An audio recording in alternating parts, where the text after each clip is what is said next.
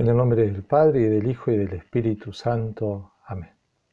Ave María Purísima, sin pecado concebida. Para estos capítulos quería hablar acerca de la caridad, pero siguiendo el famoso himno de la caridad, 1 Corintios 13, que sería bueno, si lo tienen ahí a la vista, para poder seguirlo mejor. Es cortito, es breve, pero se puede aprovechar mejor. Hay que entender que acá se va nuestra vida. Eso lo entendió muy bien el apóstol San Juan, por ejemplo. Ustedes saben, es el último de los apóstoles que muere, ya anciano, pero había sido el apóstol del amor, el discípulo amado por Jesús. Entró muy jovencito al colegio de los apóstoles, ahí con 15, 16 años, por eso también es patrono de los seminaristas menores, las aspirantes, los que tienen vocación temprana y que desde muy jovencitos pueden cultivar esta intimidad, esta amistad con Jesús. Resulta que era anciano San Juan el apóstol y claro, los cristianos lo amaban por su sabiduría y porque era el último apóstol. Este era el que había puesto la cabeza en el pecho de Jesús. Entonces le preguntaban más de una vez, cuentan algunas tradiciones, Juan, contanos algo más de Jesús.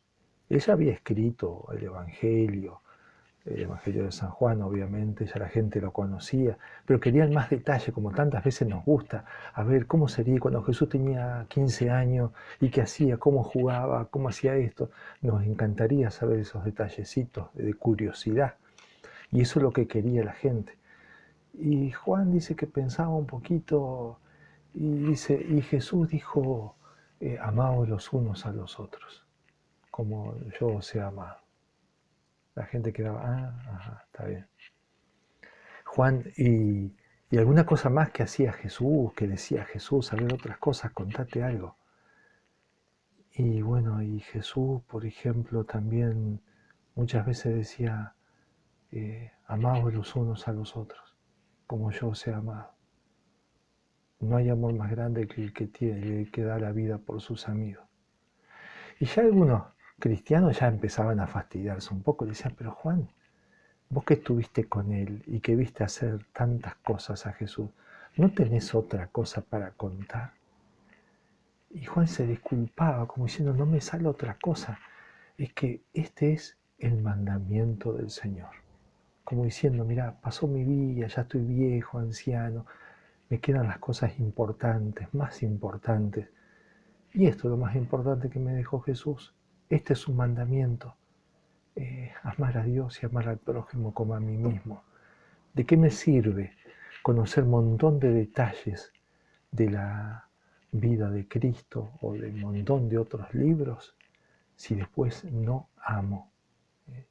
Por eso va a decir otro Juan, pero Juan de la Cruz, el gran santo carmelita, al atardecer de nuestras vidas seremos juzgados en el amor. Y se puede entender esa frase hermosa también al atardecer de cada día, cada nochecita, antes de ir a dormir. Hacemos un examen de conciencia. Pero ese examen de conciencia principalmente tiene que ser en el amor. A ver qué tanto falté al amor de Dios, al amor del prójimo. Qué tanto amé a mi prójimo. Pero también y principalmente se entiende al atardecer de toda la vida, es decir, en la muerte. En mi muerte, ahí el gran criterio de juicio va a ser el amor. Y por eso Jesús dice, ahí entonces el Hijo del Hombre va a venir con gloria y con esplendor y va a decir a los que están a la derecha, venid a mí, benditos de mi Padre, porque tuve hambre y me disteis de comer, tuve sed y me disteis de beber, estuve preso y me visitasteis. Pero cuando te vimos así, van a decir humildemente estos elegidos, cada vez que hicieron esto por alguno de estos pequeños, por mí lo hicieron. Así que está muy bien entonces que San Juan, el evangelista, el anciano apóstol, no haya hecho otra cosa que repetirnos: este es el mandamiento del Señor, amarnos los unos a los otros. Y de hecho lo había escrito así, reportando las palabras de Cristo en la última cena: el precepto mío es que os améis unos a otros como yo os he amado a vosotros. Juan 15, 12. Es más, también dijo en la última cena que este va a ser el gran signo distintivo del cristiano. Pensemos con más razón del religioso, de un religioso del Verbo encarnado. El gran distintivo tiene que ser este, lo que dice en Juan 13, 35. En esto conocerán que sois mis discípulos, si os tenéis amor unos a otros. Es bueno ya de entrada desbaratar una tentación sutil. O sea, ¿cómo sentir el amor? Porque quiero tener ese amor, sí, me entusiasma cuando leo una vida de un santo, pero después no trago al compañero que tengo al lado mío. Por más que hago esfuerzo, no lo trago. Me cae todo mal. Si se ríe, porque se ríe. Si llora, porque llora. Todo me cae mal. Bueno, es una lucha de sentimientos, pero la caridad no está en el sentimiento. Yo puedo sentir hasta un rechazo, pero acuérdense también lo que dice el principio moral. Sentir no es consentir. ¿Dónde está el pecado? En el consentir. ¿Y dónde está el acto virtuoso? En el consentir con el bien. Consentir con el pecado es pecado. Consentir con lo bueno, eso es un acto de virtud. No importa el sentimiento. Puedo tener un sentimiento de rechazo hacia esta compañera, pero yo en el fondo del alma no quiero rechazarla. Y le quiero sonreír aunque no tenga ganas de sonreírle. Y le quiero hacer un favor aunque se me revuelva todo adentro y no me dé ganas de hacer un favor. Pero ahí se ve la caridad, ahí se ve la virtud, que a pesar de esos sentimientos yo igual sonrío, yo igual le acerco lo que me pidió. Así se hacen los santos, no con sentimientos, sino con estas decisiones fuertes, firmes.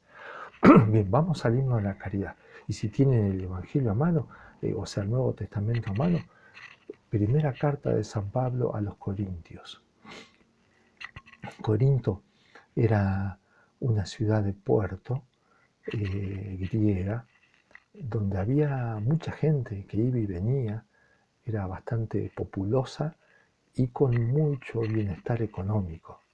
Una ciudad así muy comercial. O sea, yo pienso que, sobre todo en algunos momentos, tiene que haber sido así como Ciudad del Este, que creció tan rápidamente, o sea, y sobre todo por el tema comercio, por las tres fronteras.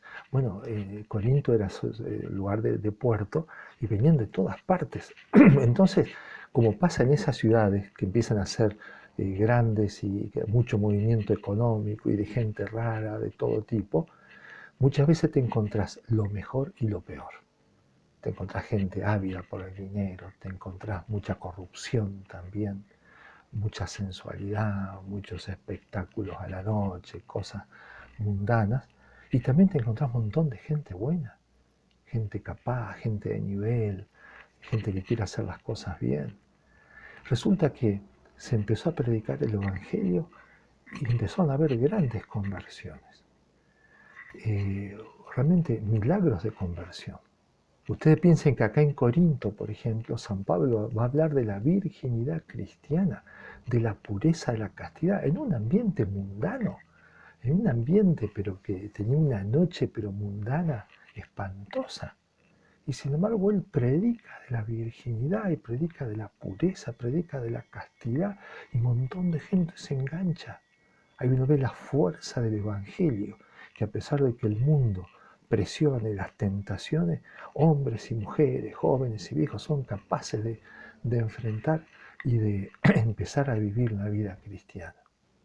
Bien, pero se dio también esto, que claro, como pasaba muchas veces cuando comenzaba a predicarse el Evangelio en vida de los apóstoles, Dios tenía que hacer muchas veces milagros a través de los apóstoles como para atraer la atención de tantos paganos.